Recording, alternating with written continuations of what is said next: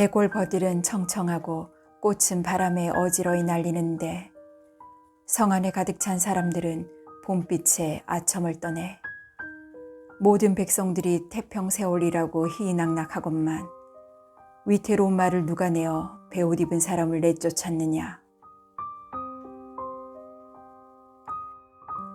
안녕하세요. 책안뜰입니다.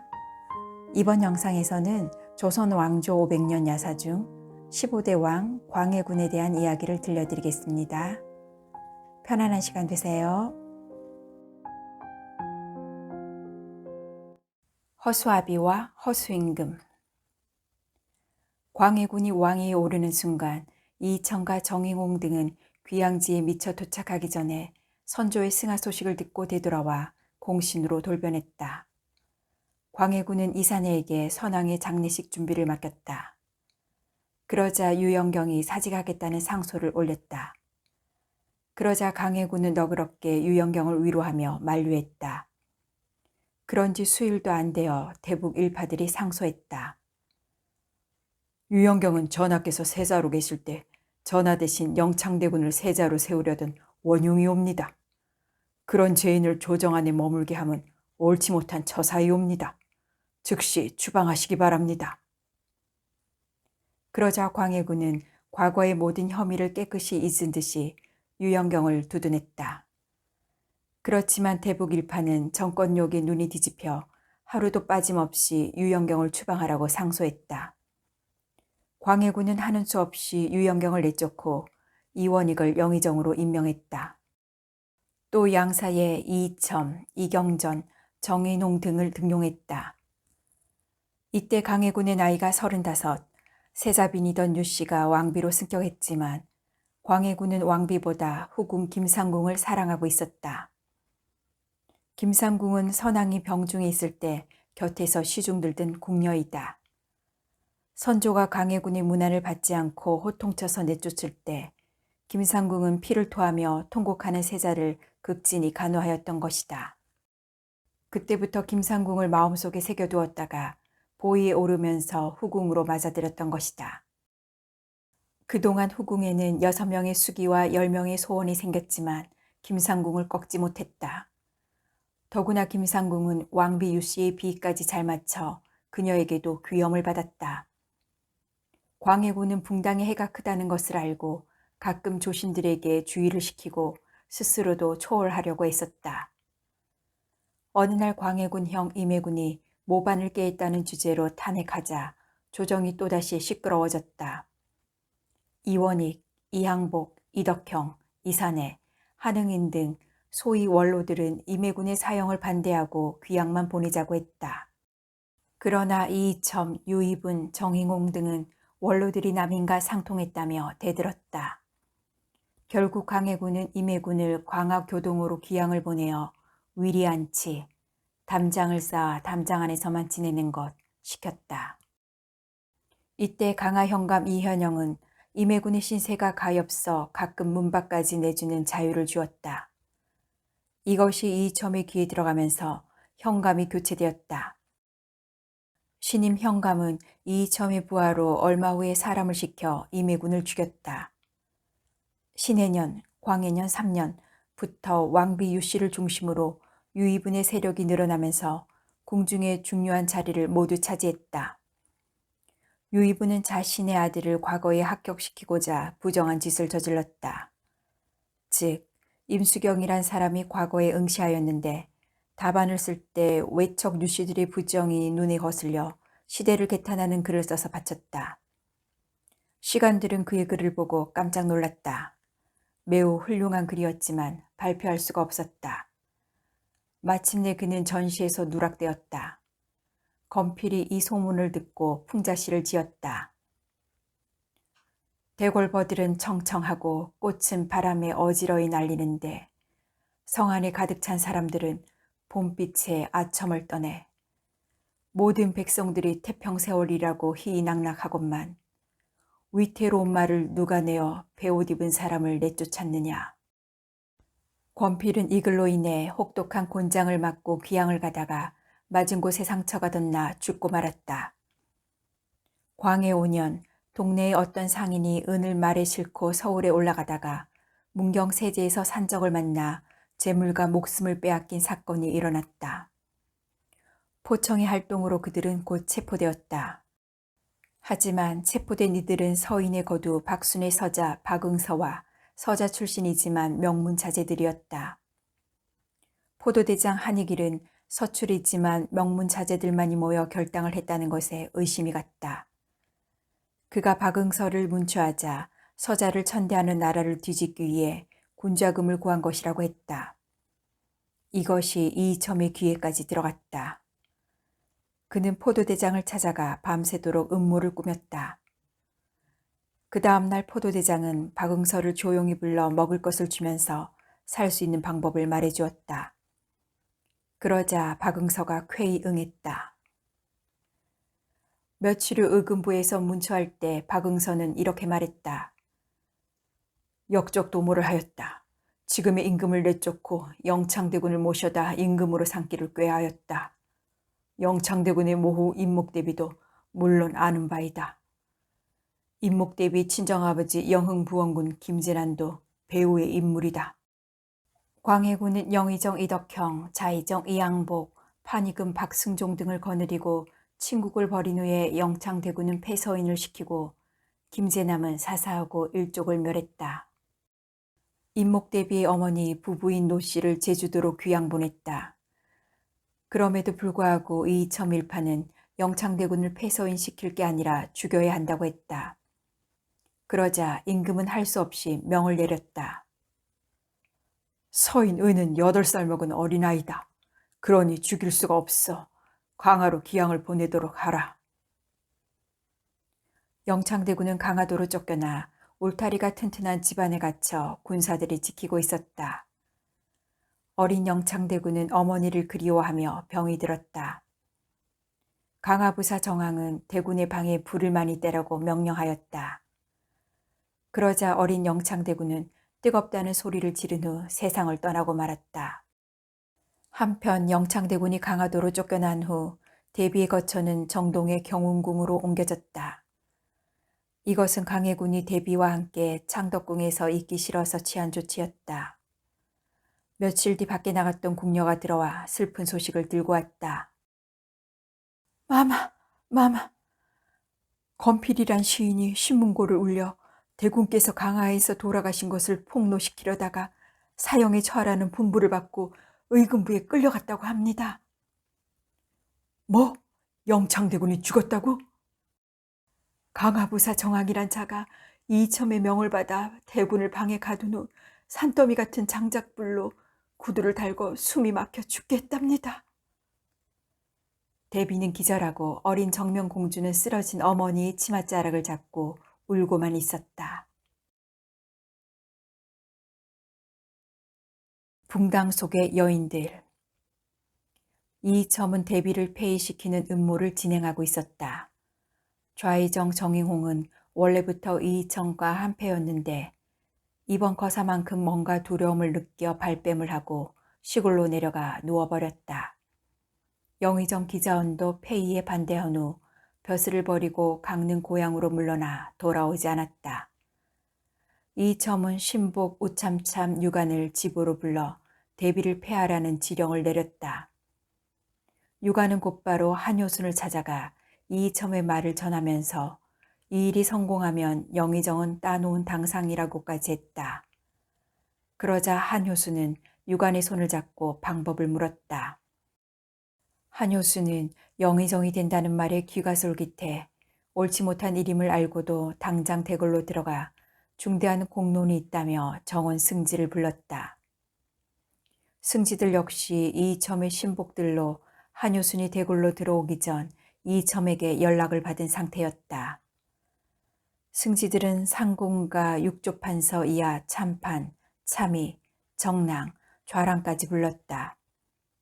반나절이 넘어서 모인 사람들은 정관의 직함을 가진 사람들까지 모두 930여 명이나 되었다. 우의정 한효수는 대형 국사나 처리하는 듯 큰 소리로 외쳤다. 역적 김재남의 따님인 대비는 그의 아들인 영창대군으로 왕위를 계승시키려 하여 10가지 죄악을 범하였소. 그래서 전하와 모자의 정이 끊어진 지 오래되었소. 만조 백관들은 그를 폐위시키라 하시오.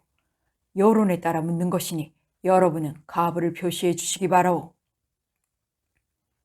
이 말이 떨어지기가 무섭게 이청과 패모론을 주장하던 대사관 윤인이 앞으로 나와 외쳤다. 옳소이다. 벌써 패모를 했어야 했는데 전하의 인정으로 오늘날까지 유지됐던 것이다. 빨리 백관에게 가부를 물어 처단하시오. 자, 만조 백관들은 두 줄로 갈라서서 가면 좌편에 서서 이름을 쓰고 부면 우편에 서서 자기 이름을 쓰시오. 대사관 윤인이 가짜를 쓰는 쪽 맨 앞줄에 섰다. 바로 뒤로는 대사원 정조가 섰다. 이 두 사람은 패모론을 주장한 직후 이첨의 눈에 들어 미갈말직인 당하관에서 급승진했다. 그러자 대북 명사들이 꼬리를 이어 패모하는 것이 옳다는 줄에 섰다. 이때 원임 대신 이양복에게 가부를 묻기 위해 보낸 직사가 수의문을 가지고 돌아왔다. 한효순이 수의문을 받아 만조 백관에게 읽었다. 신은 벌써 반년 동안이나 중풍에 걸려 병중에 있어. 누가 전하를 위하여 이런 일을 만들도록 하였는지 몰라도 자고로 어미가 악해서 비록 죄를 지었다고 하더라도 자식은 어미를 죄줄 수가 없소. 아버지가 자상하지 못해도 아들은 효도를 극진히 해야 하는 법이요. 도대체가 이러한 것은 논의하는 것부터가 불가하오. 이양복이 패모론에 반대하는 것이 분명하자 만당의 공기는 삽시간에 변하였다. 그때까지 힐끔힐끔 대북 일파의 눈치만 살피던 사람들 가운데 하나둘 반대론으로 줄을 서기 시작했다. 결국 이날의 공론은 창반양론으로 흐지부지되고 말았다. 그러나 그 후 패모론을 주장하는 대북 일파들은 반대하는 사람들에게 대해 무서운 공격을 가해왔다. 우선 이양복에 대하여는 처참의 형을 가하라고 하였고 양사에서도 그의 말이 불손하다면 삭탈 관직하라고 했다. 광해군은 결국 이양복을 북청으로 기양 보내고 말았다. 이후부터는 날마다 대비의 죄를 논하자 마침내 광해군은 더 이상 자신을 괴롭히지 말라고 했다. 그렇지만 인성군과 여러 종술들은 대북파의 사주를 받아 나라를 위해 대비를 폐하라고 떠들었다. 하는 수 없이 그 다음 해인 광해군 6년 2월 11일 마침내 임금의 말을 무시한 채 좌의정 정행홍과 예조판서 이이첨 등 패모의 절복을 결정했다. 절복은 명나라에서 내린 존호와 본국에서 내린 옥책과 옥보를 빼앗고 대비라는 명칭을 서궁으로 부르고 국혼 때 내린 납해 등속을 비롯하여 왕비의 어보나 표신을 회수하고 출입할 때 영문과 의장까지 폐지해버리고 일체 문안과 숙배를 폐하여 후궁과 같이 대우를 한다는 것이다. 이 밖에도 다음과 같은 대목도 들어있다.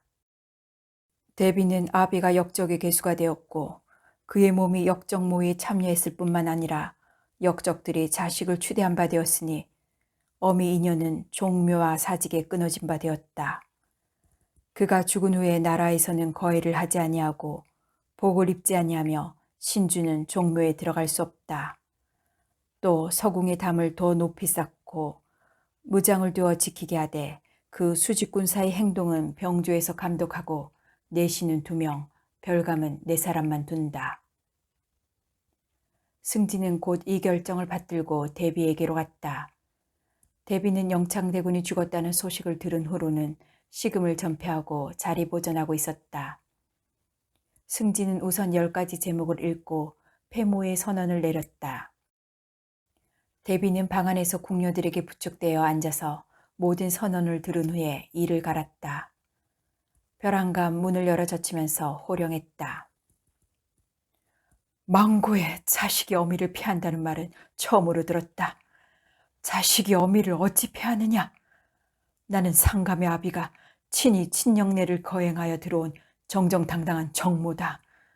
제 아비가 정해놓은 어미를 어떻게 자식이 마음대로 쫓아낼 수 있단 말이냐? 상감한테 내 말을 전해라. 패모를 할 것이 아니라 죽여버리라고 해라.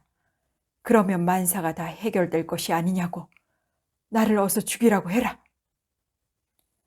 승진은 고개를 숙이고 부들부들 떨고 있다가 슬며시 나가버린다. 대비는 늙은 궁녀들에게 영을 내렸다. 먹을 것을 가져오너라. 이제는 내가 살아 저놈들이 망하는 꼴을 봐야겠다. 옳으신 생각이십니다. 오래오래 사시어 눈으로 저자들이 망하는 꼴을 보셔야지요. 꿈속에 나타난 선조 임금의 충고. 이때 조정에서는 여진족이 세운 후궁국의 침입으로 인해 명나라에서 파병을 요청했다. 따라서 참판 강옥립을 오도 도원수로 정하고 평안감사 김경수로 부원수를 임명해 군사 2만 명을 거느려 심화로 출병케 했다. 이것은 임진왜란 때 조선을 구해준 명나라의 은공을 갚자는 것이다. 그러나 후궁국의 왕 누르하치가 이 소식을 듣고 위협했다. 과거 여진족은 태조대왕과 세종대왕 때 조선에 굴복해서 조공을 바치고 종노로까지 했었다. 그러나 이제는 강국으로 부상했기 때문에 누르하치를 업신여길 수가 없었다. 강옥립은 군사를 거느려 심화까지 갔지만 광해의 밀지대로 살촉을 빼고 살을 쏘았다. 뿐만 아니라 대세가 명나라에 불리한 것을 알고 도원수 강옥립은 살며시 누르하치에게 항복해버렸다. 요동과 심량이 함락되자 명나라 조정은 조선을 의심했다. 그러나 오랑캐는 오랑캐대로 항복한 강옥립을 앞세워 조선을 치러 들어온다는 소문을 퍼뜨렸다. 서울 장안은 이에 발칵 뒤집어졌다. 이때 조정에서는 갑자기 장수감을 뽑느라고 만인무가를 보였다. 명나라에서는 문지사를 내보내기로 작정했다는 소식이 들리고 명나라 장수 모문용은 요동이 함락되자 군사 수천 명을 거느리고 의주로 넘어와서 철산 앞에 있는 단도에 진을 치고 패잔병들을 모았다. 하지만 오랑캐는 의주까지 쳐들어와 한족을 닥치는 대로 죽이면서 모문용을 잡아 바치라고 했다. 광해는 양면 정책으로 비밀히 금은보화를 강옥립에게 보내어 오랑캐한테 바쳐서 조선이 딴 뜻이 없음을 밝히게 하고 한편으로는 이정구를 변무사로 명나라에 보내 오랑캐와 통한 일이 없다는 것을 변명하라고 했다. 온 나라가 소란스러울 때 이청과 유이분의 집 기둥에는 화살에 십자로 붙잡아맨 협박장이 꽂혔다. 또 새로 영의정이 된 박승종의 집에도 마찬가지였다. 빨리 대비를 복위시키지 않으면 너희들은 명나라의 문지사가 나올 때 나라의 공론이 일어나서 육시처참을 당하리라. 곧 서궁의 대문을 활짝 열어놓고 다시 대비로 받들어 모시게 하라. 어느 날 유이분과 이첨이 협박장에 대해 이야기를 주고받았다. 협박장을 보낸 범인을 잡을 도리가 없습니다. 필시 대비 쪽 사람들의 짓이 분명합니다. 장차 명나라 문지사가 들어온다면 어찌하지요? 더구나 누르하치가 온다면. 만약 서궁이 복이 되는 날에는 유대감이나 나는 죽임을 당하고 말 것이외다. 하지만 대감은 재상이 더욱 크니까. 어째서 내 죄가 더 큽니까? 죄를 당하면 함께 당해야지요. 이 대감은 불을 질러 영창을 죽이고 대비를 서궁으로 쫓아내지 않았습니까?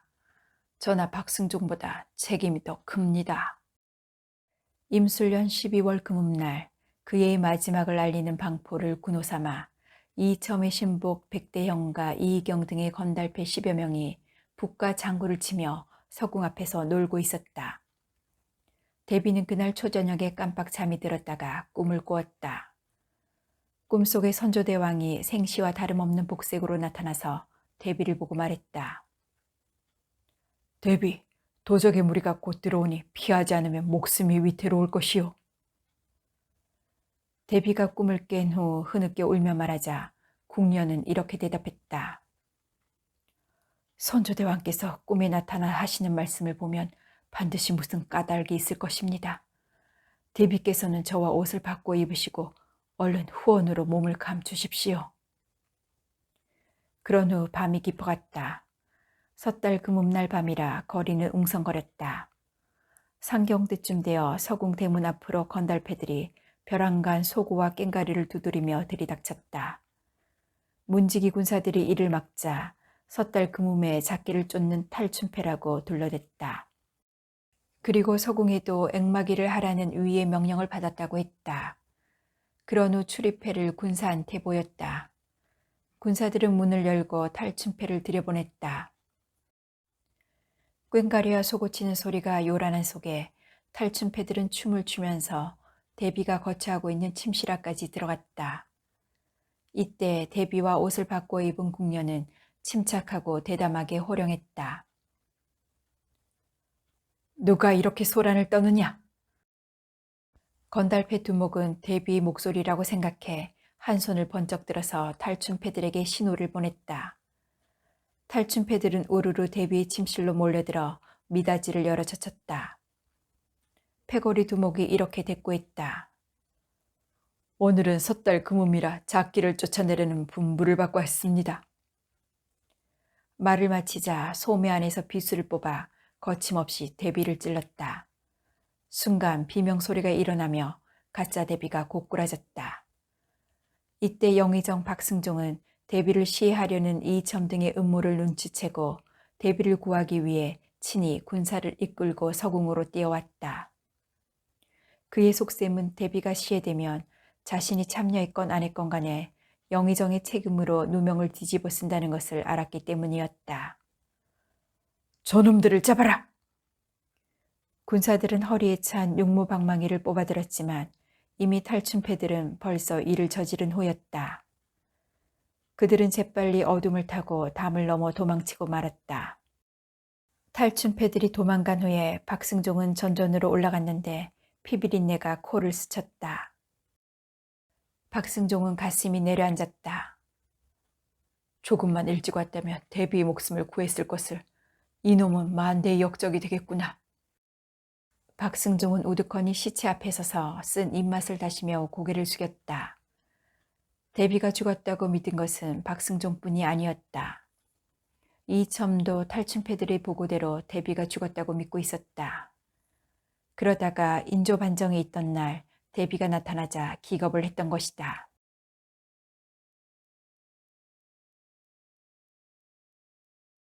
용안 속의 검은 그림자. 세상이 태평해진 어느 날 광해군은 후원에서 김상궁과 6명의 수기와 10사람의 소원에 쌓여 있었다. 그의 나이 벌써 40이 넘어섰고 김상궁도 30이 넘었다. 아침에 만조 백관들을 모아놓고 국사를 논의해야 할 조회 시간에도 광해군은 김상궁 옆에만 있었다. 김상궁 역시 권력의 맛을 본 터라 본격적으로 건세를 부리기 시작했다. 그녀의 친정을 통해 벼슬자리를 얻으려는 사람이 매일 늘어만 갔다. 그녀의 친정어머니는 과부가 된 후에 유몽옥에게 계가 있다. 백수 유몽옥은 가구와는 거리가 멀었지만 그녀의 덕으로 횡성현감이 되었다. 더구나 그녀의 조카 사이 정몽필은 무슨 일만 있으면 궁증을 마음대로 드나들었다. 공식적으로 내리는 벼슬의 지위는 그녀에게 바치는 뇌물의 많고 적음에 따라 결정되었다. 하지만 그녀는 이렇게 모아들인 재물을 임진왜란으로 폐허가 된 대궐 중수에 모두 바쳤다. 그러자 광해군은 신임할 수밖에 없었다. 또한 그녀는 왕비의 한심을 사기 위해서 무당을 불러들여 구슬하거나 지간들과 점쟁이들을 불러들여 대왕 전하와 중정과 동궁의 만수 무강을 빌거나 점을 치게 했다. 어느 날 그녀는 성지라는 도승을 청해서 점을 쳤다. 성지는 그녀의 신수를 보고 이렇게 말했다. 마님의 운명은 구군과 같이 하는 운입니다. 이것을 막는 길은 새로 일어나는 왕기를 눌러야 막을 수가 있습니다. 그녀는 성지의 눈을 반짝거리며 물었다. 새로운 왕기가 어디서 일어납니까? 간단한 것이 아닙니다. 함부로 발설했다간 소승의 목이 달아납니다. 어전이 아니고는 아랠 수가 없습니다. 용서해 주십시오.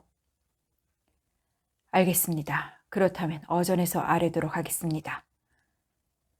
그녀는 곧바로 성지를 광해군에게 소개하자 광해군은 이렇게 물었다. 내가 듣기로 대사는 나라의 왕기가 일어난다고 했는데 사실인가? 그렇습니다, 상감마마. 그러면 나라의 왕기가 일어나는 곳이 어디냐? 네, 인왕산 밑에 왕기가 서려 있답니다. 이 말을 들은 광해군은 얼굴이 굳어졌다. 과인의 자리를 뺏을 사람이 나타났단 말이냐? 그렇습니다, 마마. 그 인물이 인왕산 밑에 살고 있을 것입니다. 그렇다면 어떻게 처리하는 것이 좋겠느냐? 그러자 성지는 한동안 눈을 감고 있다가 입을 열었다. 세문안은 왕기가 멈춰 있는 곳이지요. 그곳에 큰 궁궐을 지어 다른 일이 없도록 눌러야 하옵니다. 성지의 말이 끝나자 그녀가 강해군에게 아뢰었다. 상감마마, 대사가 말씀한 세문안 대궐터는 바로 정원군의 집이 아니옵니까? 그곳이 정원군의 집이냐? 광해군은 가슴이 덜컥 내려앉았다. 정원군은 돌아가신 인빈 김씨의 소생으로 의주 피난길에서 죽은 신성군의 아우며 자신의 이복동생 아닌가. 정원군은 나이가 40 미만이었고 아들 삼형제를 두었다. 큰아들이 능량군, 둘째 아들이 능원군, 셋째 아들이 능창군이다. 광해군은 성지를 돌려보내고 이렇게 중얼거렸다. 정원군의 집에 왕기가 서려 있다. 그거 참 괴이하구나. 그러자 그녀는 이렇게 대답했다. 그야 하늘일이란 모르지 않습니까? 내가 보기엔 말이야. 정원군은 무능하고 못나기 짝이 없는 사람이야. 이런 사람 집에 왕기가 서려 있다니. 나 원참. 정원군은 못났지만 아들 삼형제가 있지 않습니까? 아들 삼형제 중에 인물이 나올 수도 있지 않겠사옵니까? 하여튼 전하께서는 정원군에게 명하여 집을 비우라고 분부를 내리세요. 그녀의 말에 일리가 있다고 판단한 광해군은 곧바로 내시를 불러 집을 옮기도록 어명을 내렸다. 광해군이 집권한 지 10년이 넘었지만 형제인 정원군에게 그 어떤 분부도 내린 적이 없었다. 정원군은 임해군과 영창대군의 사건이 일어난 뒤부터 대문을 꼭 걸어 잠그고 두문 불출했다. 친구나 일가 친척도 맞아들이지 않았다. 한마디로 세상을 등지고 산 송장처럼 세월을 보내고 있었다. 그러던 중 대문 밖에서 갑자기 대전 별감이 어명을 전하러 왔다고 했다. 온 집안은 물론 부인 구씨도 웬일인가 싶어 깜짝 놀랐다. 구씨는 당대 문장가인 구사맹의 딸이다. 대감, 웬일로 찾아온 것일까요? 나도 모르겠소. 정운군은 조용하게 대답한 후 조복으로 갈아입고 칙사를 만날 채비를 했다. 대군이 살고 있는 집을 헐고 궁을 세우려고 한다. 대군은 별도로 집을 구해서 나가라. 사흘 안으로 집을 내놓지 않으면 어명을 어긴 것으로 생각해 큰 벌을 내릴 것이다. 정말 어이가 없는 어명이었다. 정운군은 자기 귀를 의심했지만 어명이라 거역할 수가 없었다. 칙사가 떠난 후 정원군의 집안 식구들은 서로 멍하니 바라보면서 한동안 말을 잊었다. 구씨 부인은 많은 식구의 간단한 살림도 아니기 때문에 한숨이 저절로 나왔다. 정원군은 마음을 진정시킨 후에 말을 꺼냈다. 부인 별 수 없지 않소. 나가라는데 동대문 밖 처갓집에 방 한 칸을 빌립시다. 이때 지금까지 아무 소리도 않고 서 있던 20대의 젊은 능량군이 나직하게 정원군에게 아뢰었다. 아버님, 사흘 안에 집을 옮기라고 했습니다. 한시라도 지체하시지 말고 옮겨야 합니다. 공연히 지체를 하셨다가는 큰 의심을 받을 가능성이 있어옵니다. 아들 능량군의 말에 정원군은 정신이 번쩍 들었다. 얘야, 의심이라니 무슨 소리를 들었느냐? 네, 아버님. 이첨의 집에 드나드는 문객들의 입에서 나온 소리를 이기의 아들 이시백이 저에게 살짝 들려준 말이 있습니다. 그래? 무엇이라고 하더냐? 정말 기가 막혀 할 말이 없습니다. 세문 안에 왕기가 서려 있는데 이 왕기가 일어나는 집이 바로 우리 집이라고 했습니다. 큰일 날 소리가 아니고 무엇이겠습니까? 우리 집에 왕기가 서려 있다고? 정말 큰일 나겠구나. 이런 위험한 말을 듣지 않기 위해 나는 문을 걸어 잠그고 일체 그 누구와도 만나지 않았다. 그런데 이게 웬 소리란 말이냐? 부인, 지금 당장 처갓집으로 찾아가 사정 얘기를 하고 사랑채라도 빌립시다. 정은구는 화가 미칠까 두려워 그 이튿날 부랴부랴 이사를 했다. 곧바로 정원군의 집은 헐리고 대궐을 짓기 위해 터를 닦기 시작했다. 드디어 세문 안에는 푸른 하늘을 찌를 듯한 대궐이 세워졌다. 광해군은 이것을 경덕궁이라 했다. 하지만 강해군은 이렇게 대궐을 지어놓았지만 불안한 마음은 여전했다. 어느 날 광해군은 이첨을 불러서 물었다. 인왕산 밑에 왕기가 있다고 해 이것을 미리 막기 위해서 경덕궁을 지었다. 내 생각엔 그 왕기가 땅에서만 있는 것이 아니라 사람에게 있는 것 같다. 혹 정원군의 식구들 중에 영특한 아이가 있을지도 모르지 않느냐. 그대는 어떻게 생각하느냐.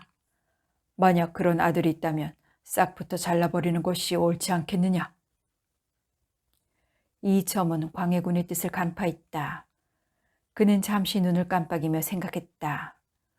이번 기회에 자기와 세력 다툼을 하고 있는 신경이를 제거하겠다고 머리를 굴렸다. 즉 신경이는 정원군 부인 구씨의 외사촌이었다. 이첨과 함께 패모를 주장했지만 속으로는 이첨의 세력을 시기했다. 그래, 경은 어떤 것이 의심스럽다고 생각되는가? 상관마마, 소문에 의하면 신경이는 정원군의 셋째 아들 능창군을 추대하려고 백방으로 음모를 꾸미고 있다고 합니다. 신경이는 소신을 만날 때마다 능창군의 자랑을 늘어놓습니다. 만약 능창군이 임금이 된다면 능창군의 어머니와는 외사촌간이 됩니다. 즉 조카가 임금이 되는 것이지요. 앞으로 큰 세력을 잡기 위해 이같이 불경한 뜻을 품고 있다고 생각됩니다. 이 소리를 들은 광해군은 화를 벌컥 내며 어명을 내렸다. 이놈들, 승지는 걔 있느냐? 곧바로 능창군과 신경이를 잡아와 역모를 깨한 사실을 실토케 하라. 어명이 떨어지자 금부도사는 즉각 신경이와 능창군을 체포해 금부로 끌고 왔다. 정원군은 집을 빼앗겨 처갓집에 우거하고 있는데 이번엔 갑자기 셋째 아들 능창을 잡아가니 기가 막혔다. 이런 일련의 일로 정원군은 화병이나 자리에 눕고 말았다. 잠잠하던 집안에 날벼락을 맞은 것이나 다름이 없었다. 정원군은 큰아들 능량군을 앞에 앉힌 후 눈물을 흘리며 이렇게 말했다. 웬 날벼락인지 모르겠구나. 내 생각에도 내 아우가 역적질을 했다고 믿느냐? 이제 별 도리가 없구나. 고각대작의 권세 앞에 무릎 꿇기는 죽기보다 싫지만 고륙을 살리자면 그저 눈을 꽉 감고 무릎을 꿇어볼 수밖에 없구나. 어서 유이분을 찾아가라. 지금 임금을 움직일 사람은 유이분하고 이천밖에 없다. 능량군은 평소 부친이 아우 능창을 사랑하시던 일을 생각할수록 아버지의 애타는 가슴을 이해하면서 눈물을 흘렸다. 능량군은 그 길로 유이분을 찾아갔다. 이때가 강해군 14년 여름 어느 날이었다. 오늘도 유이분은 아침부터 친구들을 청해놓고 술 타령을 하고 있었다. 능량군은 유이분의 집 대문을 들어섰다. 큰 사랑으로 들어가는 중문을 들어서면 청지기 방이 있는데 먼저 거래를 하지 않고는 주인을 만나볼 수가 없게 되어 있다. 능량군이 이 관문에 들어서자 청지기가 나오면서 물었다. 어디서 오신 손님이십니까?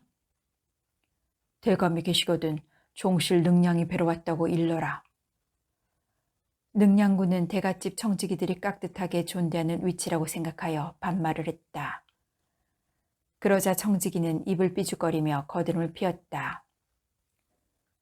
거기 앉아서 기다리시오. 한참 후 기다리고 앉아있는 능량군의 등 뒤에서 청직이의 무식한 음성이 들려왔다. 이리 들어오십시오. 청직이는 넓은 사랑방 아랫간에 조그만 방으로 능량군을 안내한 후 사라져버렸다. 능량군은 자리에 조용히 앉은 후 눈을 감았다. 이렇게 앉아있기를 1시경이나 되었다. 그러는 동안에 유이분을 찾아온 손님들이 하나둘씩 일어났지만 소식이 없었다. 이때 사랑방에 능량군이 찾아온 것을 알고 있는 유이분의 아우 희량이 유이분에게 말했다. 형님, 아까부터 종실 능량군이 기다리고 있습니다. 이리로 모셔서 무슨 일로 왔는지 말씀을 들어보는 것이 좋지 않겠소? 능량군이 왜 날 찾아왔겠나? 아우 능창군 때문에 왔겠지. 형님, 하여간 만나보는 게 도리지 않습니까? 난 지금 술에 많이 취했다. 취중에 무슨 말이 나갈지 모르지 않느냐. 오늘만 날이 아니지 않느냐. 예, 월서나, 너의 노래나 듣자구나. 능량군은 자존심이 상했다. 장지문 하나를 사이에 둔 저편에서 이런 대화를 들었을 때 가슴에 불덩이가 치밀었다. 능량군은 더 이상 앉아있을 수가 없어 벌떡 일어났다. 아무리 고륙의 생명을 구하기 위한 일이지만 이 굴욕을 도저히 받을 수가 없었다. 가정스럽고 야비한 놈. 능량군은 속으로 이렇게 욕을 해붙이고 침을 뱉었다. 그 후 능창은 강화로 이송되어 귀양살이를 갔다가 사형을 당했다. 이것이 화병이 되어 아버지 정원군은 곧바로 세상을 떠났다. 이에 능량군은 일생에 한 번은 꼭 이 분풀이를 하고야 말리라고 결심했다. 폭풍전야. 개해년 광해군 15년 정월초 무학제 넘어 진간사에는 정초놀이로 절밥이나 먹자고 모인 무리들이 있었다. 이들은 이갈, 장류, 채명길 등이었다. 이때 이갈은 북병사의 인수를 받고도 병을 핑계로 부임하지 않고 있었다. 그가 부임을 미룬 까닭은 왕실의 부패가 극도에 달했기 때문이다. 그는 정의에 불타고 있는 선지사들과 이를 비판하는 의사들과 사귀며 큰일을 꾸밀 생각을 했다. 따라서 그와 교분을 맺은 사람들은 전판서 장웅인의 아들 형제 장유와 장신, 그리고 원두표, 채명길, 이기의 아들 이시백, 조익 등이었다. 이날 이갈은 비밀이 의논하기 위해 일부러 조용한 곳을 찾았던 것이다. 그곳은 허름한 여염집이었는데 안주인이 술상을 차려놓고 나가자 세 사람은 술 한 잔씩을 따라 걸쭉하게 마시고는 이야기를 시작했다. 먼저 이갈이 말을 했다. 무슨 일이건 시기와 계획이 일치해야만 성공할 수가 있네. 지금이 그 시기인 것 같고 또 동지들도 이제는 어지간히 손이 맞는다고 생각되네. 여기서 우리가 추대하여 모실 사람과 또 성 안에서 내응해주는 사람이 있어야 하는 것이 시급한 문제라네. 채명길이 말을 이어받았다. 내 생각엔 그 내응자가 병권을 잡은 사람이면 더욱 좋겠네. 그러자 이갈이 설명했다. 병권을 가진 사람과 내응이 있어야 한다는 것은 내외 호응의 효과를 거두자는 것이지. 하지만 반드시 군병을 합류시켜주지 않더라도 움직이는 군사만 맡아주면 된다네. 한마디로 중립만 지켜준다면 말이야. 이 말에 장류가 질문을 던졌다. 병권을 가졌다면 누가 제일 유력하겠소? 그러자 이갈은 서슴없이 말을 이었다. 그건 뻔한 일 아닌가. 오늘 장공을 특별히 청한 것은 그것 때문인데 제일 적합한 인물은 바로 장공의 사돈 어른인 이대장이라네. 여기서 이대장이란 포도대장 이흥림을 말하는 것이다.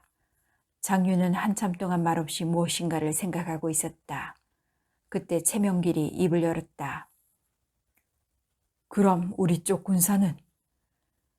우리에겐 장담부사 이서희 군사가 있지 않은가? 그것만으로 가능할까? 지휘만 잘하면 충분하다네. 지금 국행을 몰래 장단으로 보낸 것도 이서를 도와 군사를 직무하도록 하기 위함이지. 장단부사 이선은 이갈 등과 오래전부터 의기투합해 천여 명 군사를 훈련시키고 있었다. 하지만 이갈은 그보다 더 시급한 것은 포도대장 이응립을 설득시키는 것이라고 강조했다. 이에 따라 포도대장을 설득시키는 임무를 장류에게 간청했던 것이다. 장류의 아우 장씨는 포도대장의 사이다. 장류는 흔쾌히 대답했다.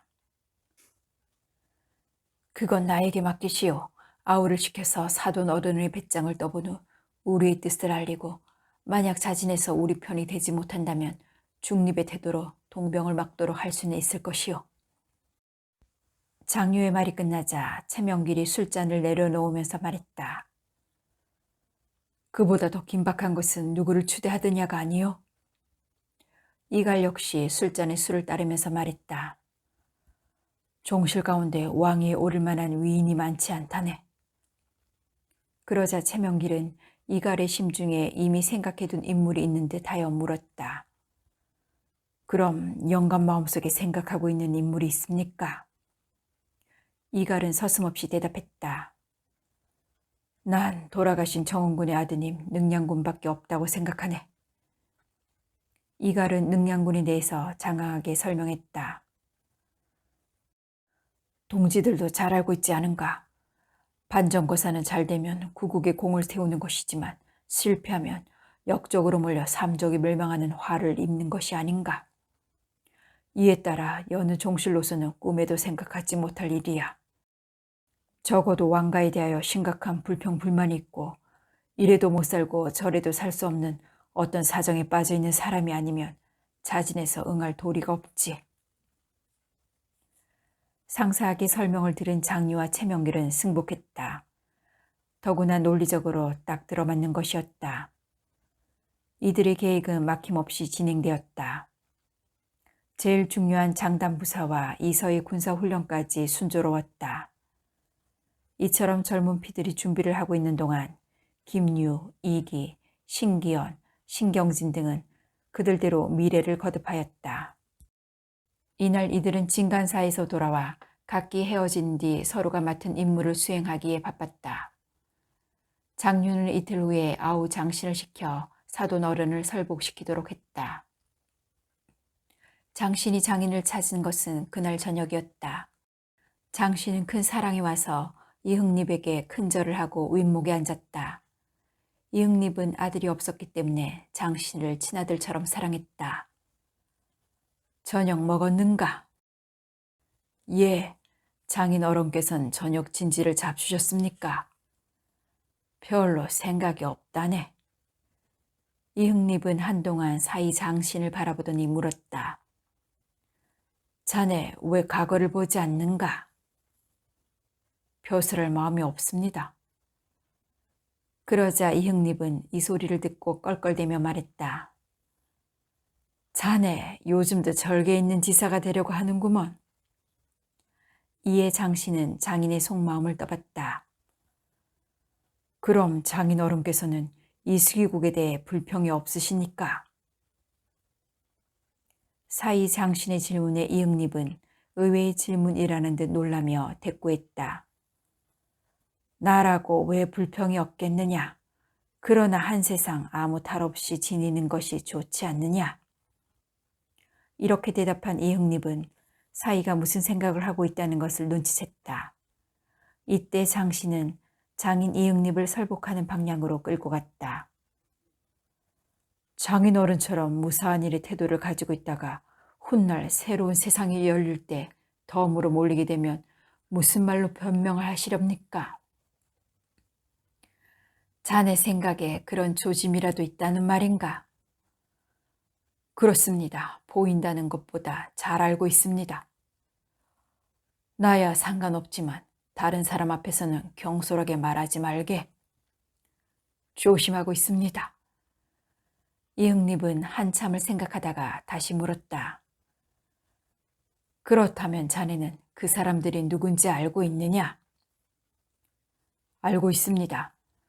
전 참판 김유와 전 평산부사 이기, 그리고 이기를 만날 기회도 있다마는 내 입으로 말하긴 싫구나. 자네의 목숨을 걸고 대답하겠다. 이응립은 결코 동병을 하거나 방해하지는 않겠다. 장씨는 기뻐서 연신 허리를 굽실거렸다. 이제 남은 것은 동지들의 굳은 단결과 비밀 유지뿐이었다. 다만 지금 염려되는 것은 이기, 김유, 김자점 등의 행동이 자꾸 밖으로 누설되면서 무슨 큰일이 일어난다는 소문이 나돌았기 때문이었다.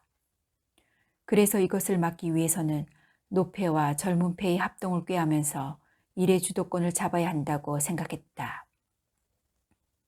거사 날짜를 3월 14일로 정한 이후 이갈리아 젊은 피들은 각각 동서로 나뉘어서 맡은 소임대로 움직였다. 국행 원두표 등은 장단부사 이서에게로 가서 눈에 띄지 않을 정도로 참모 역할을 하고 있고, 장씨는 처가에 들어가 이응립 장군에게 중립적 행동을 취하겠다는 언약을 지키도록 직접 간접으로 노력하고 있었다.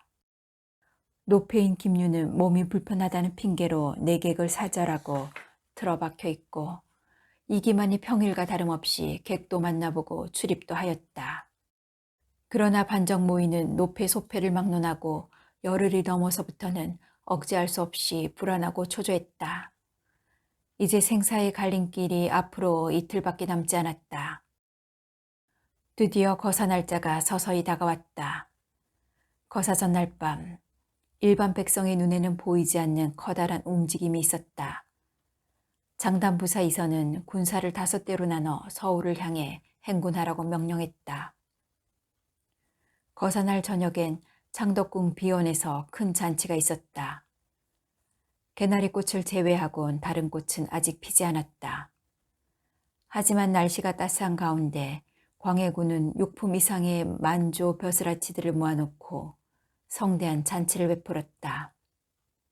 이 잔치는 이기의 딸 예순이가 김상궁을 움직이고 김상궁은 임금을 움직여 봄놀이를 겸한 것이었다. 그러나 질펀하게 놀고 있는 대관들과는 달리 포도대장 이응님만은 마음이 편치 않았다. 오늘이 지나면 판국의 변에서 희희낙낙하며 놀고 있는 위인들의 머리가 떨어져 나갈 것이다. 눈앞에 닥쳐오는 화변을 깨닫지 못하고 술을 마시며 즐겁게 놀고 있는 모습이 가엾기도 했다. 해가 기울었을 때 선정관이 포도대장 앞으로 나와 나지막한 음성으로 말했다. 대감, 돈이문 수문장이 서문 밖 모아간 간직이 송가른 사람이 중대한 고변 사유가 있다고 해서 데리고 왔다고 합니다. 고변이라고? 순간 이응립의 낯에 불안한 빛이 서렸다. 이응립은 모아간 간직이란 사람을 놀이자리에서 조금 떨어진 곳으로 불렀다. 이때 시립한 선정관이 포도대장의 명을 받아서 독촉했다. 아뢰어라. 송가는 이렇게 대답했다. 영모이옵니다. 오늘 김유, 이기, 이갈 등 서인일파가 장단부사 이서와 합력하여 연서에게 군병을 모아가지고 오늘 밤으로 성내로 쳐들어올 계획입니다. 그 사실을 어떻게 알았는고? 오늘 연서역으로 군사가 모여드는 것을 소인의 눈으로 똑똑히 보았사옵니다. 더구나 소인의 조카가 장당 관가의 장수로 있기 때문에 알았습니다. 너의 말이 틀림없으렸다. 만약 거짓으로 판명되면 너의 목숨이 없어질 것이다. 그래도 좋으냐? 물론입니다. 그리고 틀림없습니다요. 이응립은 그의 대답을 듣고 난 후 송가를 잠시 물러가 있게 했다. 이때 이응립은 다른 사람에게 만약 발설했다가는 목을 벤다고 위협했다. 그리고 선정관에게 이렇게 둘러댔다. 그놈은 미친놈이야. 그대로 내보냈다가는 또 무슨 소리를 함부로 떠들어 인심을 소욕해 할지 모른다. 자네는 포청이 기별해서 그놈을 내 명령이 있을 때까지 옥에 가둬두라고 전해라. 또한 돈이문 수문장에게도 그따위 낭설을 발설했다가는 당장 군법으로 참하겠다고 일러라. 이응립 덕분에 위기를 모면했다. 이때 동대문 밖 능량군 외갓집 사랑방에서는 능량군과 이기 두 사람이 조그만 약봉지 하나를 가운데 놓고 이야기를 주고받고 있었다. 능량군은 마음이 설레어 가슴을 부들부들 떨고 있었다. 그러나 능량군은 마음의 평정을 잃지 않기 위해 노력했다. 이기는 이렇게 말했다. 평교의 심유로서 대하는 것도 지금 이 시각뿐입니다. 천지신명의 가호가 있다고 믿으니 아무 불안을 가지지 마십시오. 사람의 앞일이란 알 수가 없는 것입니다. 약을 다려서 놓으십시오. 만일 일이 그릇되어 내일 새벽까지 아무 기별이 없을 땐 자처하셔서 깨끗한 최후를 맞아들이셔야 합니다. 지루한 봄날 하루가 어느덧 지나갔다. 연서에게 밤은 시간이 늦어질수록 달빛이 밝아 그곳에 모인 사람들에게 많은 도움이 되었다. 이기와 이서가 진중에 영을 내려 여하를 막론하고 일체의 불을 밝히지 말라고 했다. 이기, 국행, 장신, 신기원, 원두표 등은 장단부사 이서가 가져온 장막을 치고 그곳에 앉아서 거사 시간이 다가오기만을 기다렸다. 그때 문제가 하나 있었는데 그것은 김유가 아직까지 나타나지 않은 것이다. 이날 총지휘는 김유가 맡아 이기와 동행하여 군사를 지휘해야 한다. 그럼에도 불구하고 김유에게서 아무 소식도 없었다. 이기는 답답했다. 단순히 김유가 불참한 것도 문제지만 누군가 밀고 하여 체포된 것이 아닐까라는 등등 별별 잡생각이 머리에 가득 찼다. 이때 이갈이 이귀에게 물었다. 영감, 무슨 다른 걱정거리라도 있으십니까? 그러자 이귀가 불만을 털어놨다. 대장된 자가 지각을 하다니 그래서 무슨 사고가 생긴 것 같아 더욱 불안하구려. 이 말을 들은 이갈은 당당하게 대답했다. 염려는 마시오. 나도 소문을 들은 바 있고 또 무슨 곡절이 있다고 생각하지만 어쩔 수 없지 않소. 주사위는 던져졌지 않소. 지금 강해군의 군병이 모두 쏟아져 나온다 해도 뭐가 걱정되겠습니까? 당당히 싸워봅시다. 내 생각에 김참판은 영영 불참인가 싶소이다. 그때 이선은 수백 명의 군조를 단속하기 위해 넓은 벌판을 왔다 갔다 하고 있었다. 유기는 무심코 그쪽을 바라보다가 문득 어떤 생각을 한 듯 이갈을 불렀다. 이병사 영감. 왜 그러시오? 지금 시간이 어찌 되었소? 자정이 멀지 않은 것 같소이다. 큰일 났군. 이렇게 중얼거린 위기는 초조한 낯으로 옹기종기 모여든 동지들의 얼굴을 한동안 둘러보면서 발언했다. 북병사 이갈 영감에게 대장 소임을 맡깁시다. 그러자 동지들은 이구동성으로 찬성했다. 그러자 이갈은 씩씩하게 앞으로 나오면서 말했다. 그럼 못난 불초가 여러분의 합의대로 대장 소임을 맡겠소이다. 이 말이 떨어진과 동시에 각자 맡은 바 부서로 헤어졌다.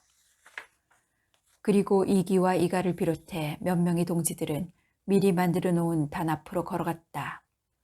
흐린 구름을 벗기고 밝은 달빛이 넓은 벌판을 비추고 있었다. 이갈은 단에 올라가 군령을 내리려는 순간 저편 군사의 일부분이 벼랑간 와글거렸다. 그때 한 사람이 말에서 내려 이쪽으로 달려오고 있었다. 그는 오늘 대장의 소임을 맡은 김유였다. 이기와 여러 동지들은 그를 반가워하기보단 난처했다. 이갈은 김유를 노려보며 장검을 뽑았다. 대장이 지각을 하면 일이 어찌 되겠소? 지금은 내가 대장이니 당신을 참여해야 하겠소. 이갈이 빼어든 장검은 달빛에 서려 서리발처럼 번뜩였다. 이때 이기가 이갈의 손을 잡고 빌었다. 북병사 영감, 좀 참읍시다. 지금 김유의 목을 베는 것은 군율에 맞을지 모르겠지만 결과는 동지 하나를 죽였다는 것밖에 남는 것이 없잖소. 마음이 풀리지 않는다면 이놈의 목부터 베시구려. 사실 이갈은 김유를 죽이려고 했던 것은 아니었기 때문에 손에 빼어든 장검을 칼집에 꽂으며 말했다. 알겠소. 이제 진짜 대장이 도착했으니 나는 대장에서 물러나겠소. 김유가 늦게 온 것은 그의 집 별매 망길이란 사람이 있었다. 김유가 늦게 온 것은 그의 집 별배 망길이란 사람이 있었다. 그는 원래 금부의 나졸 출신인데 각 대갓집 하인과 안면이 많고 그들로 하여금 소문을 염탐해가는 인물이다. 이날 낮 만길은 연줄을 대어 비온 봄놀이에 들어가 국노와 사령 틈에 끼어 구경도 하고 배부르게 얻어먹었던 것이다. 여기서 눈치 빠른 만길은 십상찮은 기미를 엿들었던 것이다. 그것은 모아간 관직이가 고변하러 들어왔다는 말을 들었고 또 그 고변을 선정관 하나가 이홍립 포도대장에게 전했다는 것. 포도대장은 친히 고변자를 조용한 곳으로 데려가 고변 내용을 모두 들은 후에 무슨 까닭인지 선정관에게 명령해 그를 포청에 가두어 놓게 했다는 것 등이었다. 그래서 만길은 곧장 비원에서 뛰어나와 한달음에 상전댁으로 돌아와 김유에게 알렸던 것이다.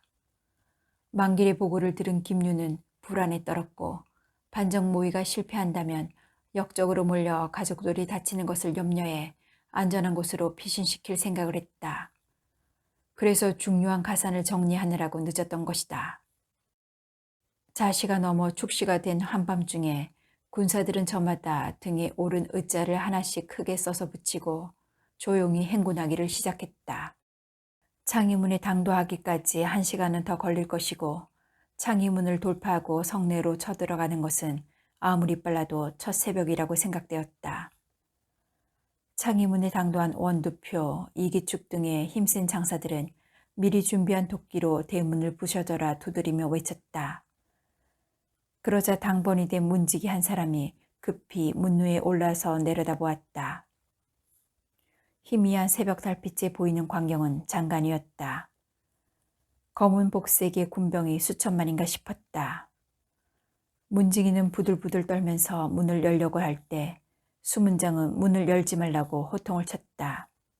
그 순간 화살이 수문장의 가슴에 꽂혔다. 어느새 성벽을 타고 넘어온 군졸이 수문장을 습격한 것이다. 문이 열리면서 거사한 군졸들은 물결치듯 문 안으로 들어왔다.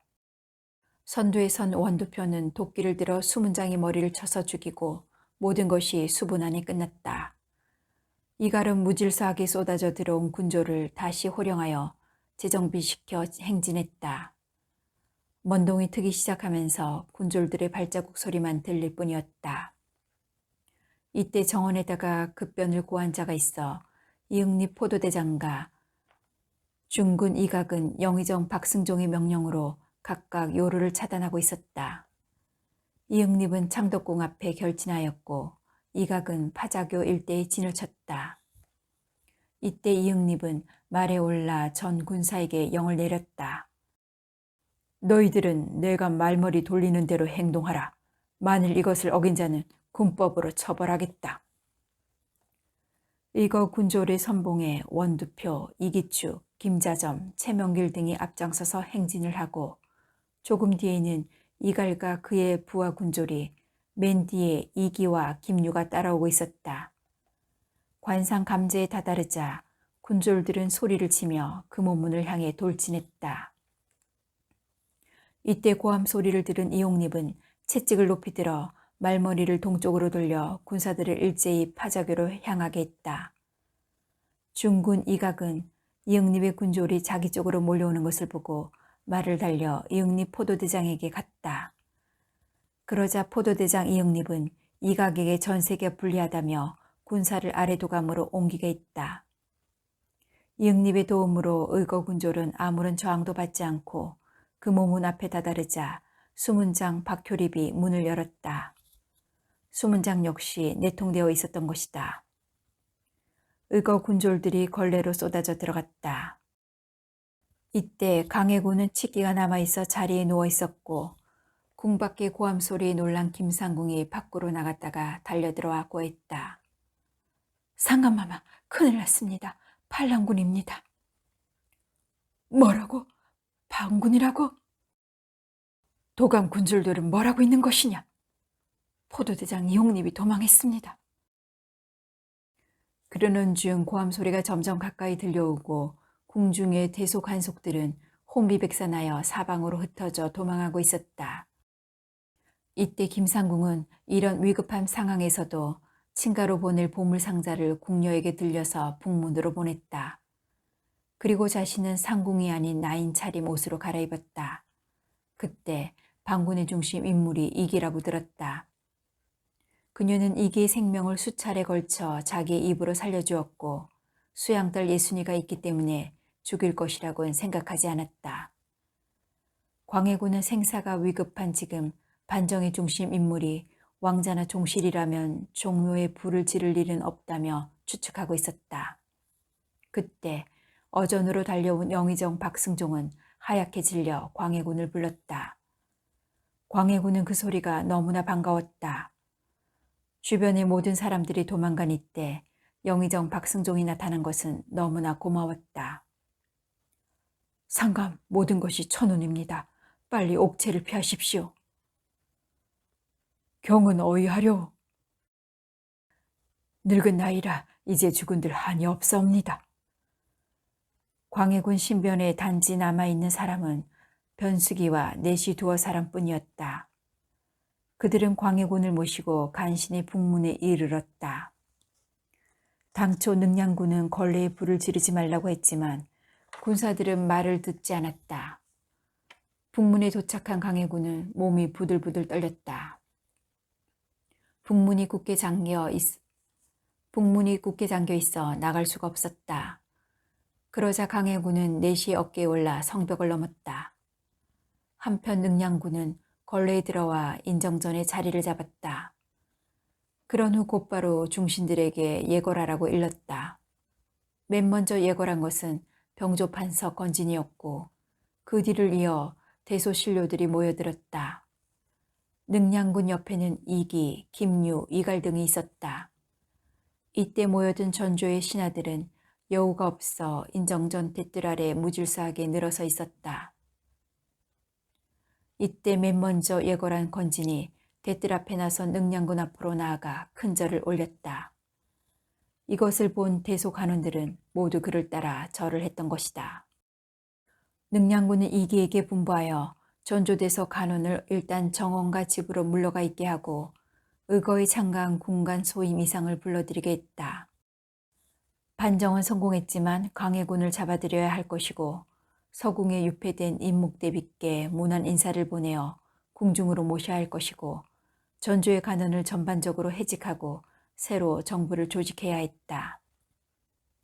능량군은 먼저 영을 내려 내시와 여관 등을 안정시키고 이응립과 상의하여 의거군조를 강령에 임시 수용케 하였으며 광해군의 행방을 현상금을 걸어 수색해 했다.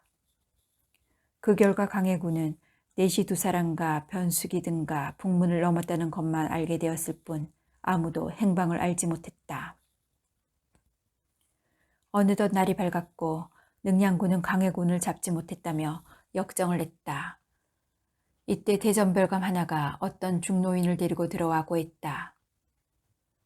전상감의 소식을 아뢰고자 전에 정남수가 소명도 없이 들어와 뵙고자 합니다.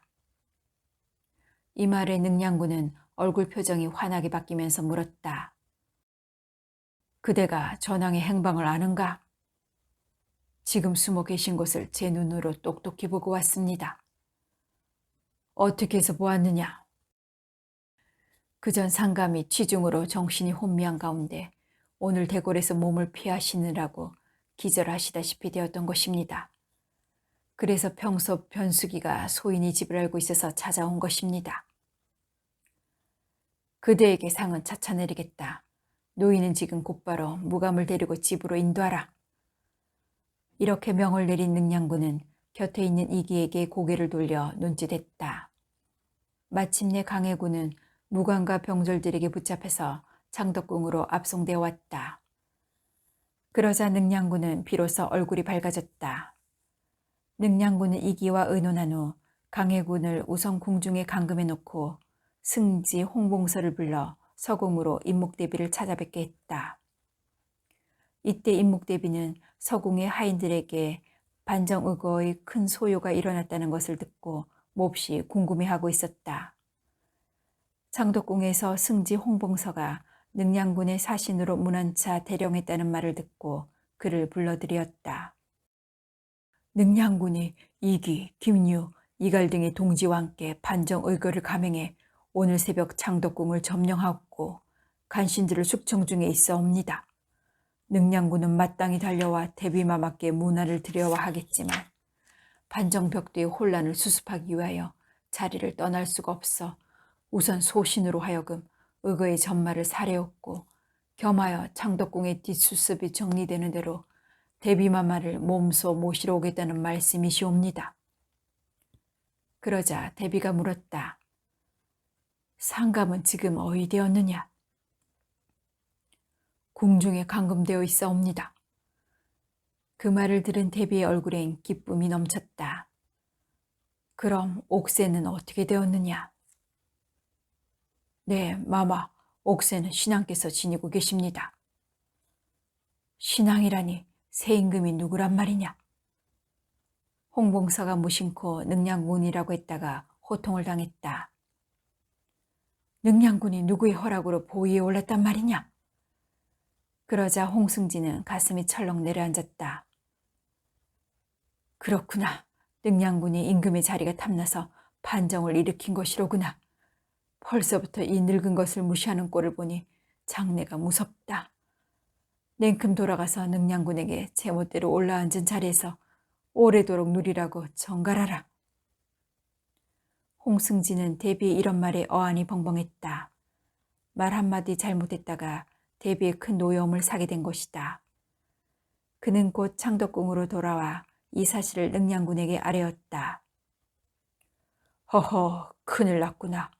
대비의 말씀이 100번 옳은 말이시지. 이 말을 한 능량군은 이기를 또다시 서궁으로 보냈다. 시녀가 대비에게 이기가 왔다고 전했다. 그러자 대비는 금세 표정이 밝아졌다. 대비마마, 이기 노인이 문안경 급히 아랠 말씀이 있어 등대하였나이다. 들어오시라고 하여라. 이기는 대청 끝에 올라 큰절을 하고 입을 열려는 순간 대비가 먼저 말했다. 이번 반정 의거의 자세한 경과는 홍승지에게 들었소. 듣건대 능량군이 보위에 올라 임금이 되었다고 하니 이것은 대체 어느 나라의 법통이요? 대비마마의 말씀이 옳은 줄 아옵니다. 능량군이 보위에 오른 듯이 생각한 홍승지의 착각이었습니다.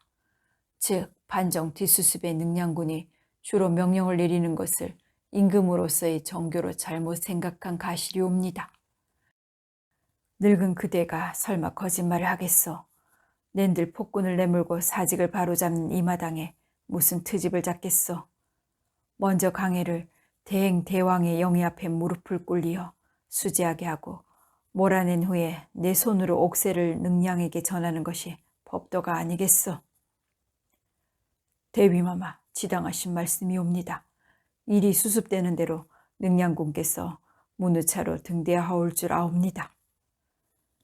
그로부터 얼마 후 능량군과 대비가 만났다. 능량군은 대비를 뵙고 절하면서 눈물을 흘렸다. 수년 유폐의 고생을 하신 할마마마를 이제야 마음 놓고 뵙게 되오니 눈물이 앞을 가립니다. 첫마디의 말에 대비는 감동했고 따져보려던 감정도 사라지고 말았다. 그러면서 말했다. 이 나라에 한시라도 임금이 없어서야 되겠느냐. 조당의 즉위식을 준비하고 옥새를 나에게 전하라. 능량군은 곧바로 이기를 시켜 옥새를 받들어 대비께 올리라고 했다. 그러자 이기는 옥새를 안고 대비 앞에 나와 이렇게 아뢰었다.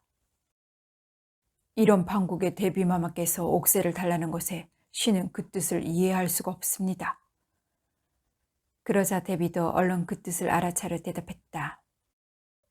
내가 옥새를 가져서 무엇하겠어. 나에겐 이미 친자식도 없어. 옥새를 나에게 드리라고 한 것은 이 나라의 국채를 중하게 하고자 함이요. 그러시다면 대비마마께서 정전해 납시오. 대신들 앞에서 정식으로 거행함이 옳을까 싶습니다. 이렇게 국부가 지름길을 거쳐 드리어짐은 옳지 않다고 사료되옵니다.